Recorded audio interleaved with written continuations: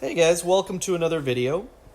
In this video we're going to be proving the second kinematics equation, which is delta x, the displacement in the x direction, is 1/2 the acceleration times time squared plus the initial velocity times time.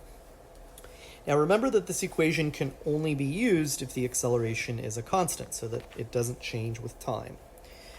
So in the last video, we proved that the velocity is a function of time. So the instantaneous velocity was the initial velocity plus acceleration times time, and that also assumed that the acceleration was constant. And velocity is the time rate of change of the position. So we can write the left-hand side as the first time derivative of the position, and that's equal to the initial velocity plus the acceleration times time. So I could rewrite this equation as dx is equal to v naught plus at, all multiplied by dt. And we can go ahead and take the indefinite integral of both sides. So the integral of dx is just x, but remember that that's a function of time, so we'll go ahead and explicitly put that time dependence in there. V naught is a constant, and so is the acceleration. That's a constant as well. So when I integrate v naught, since it's a constant with respect to time, I'll just get v naught t. And when I integrate at with respect to t, that's just like a times the integral of t dt. And the integral of t dt, I can just use the power rule for that. And that's going to be 1/2 t squared. And then, of course, I'm going to have a constant c. So I could rewrite this as x of t is 1/2 at squared plus v naught t plus c after some rearranging. Now, to solve for your constant c, you can go ahead and substitute 0 in for time.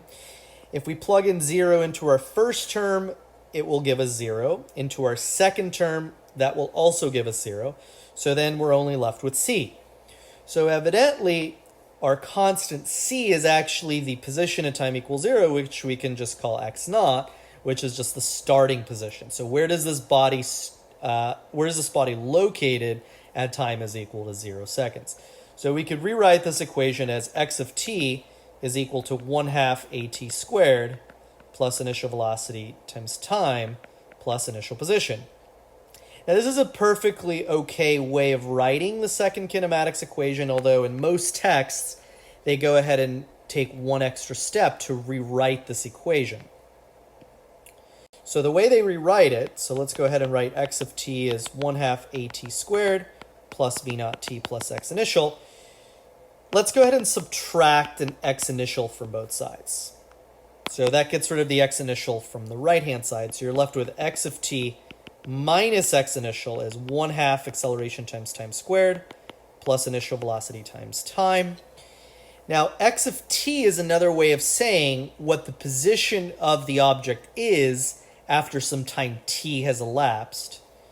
And x naught is another way of saying the position at time equals 0. So you could write that as x of t minus x of 0 equals 1/2 at squared plus v initial t. But this is just the displacement that has occurred in t seconds. So we'll just write that as delta x. That's our displacement. And that's equal to 1/2 at squared plus v initial t. And that's our second kinematics equation.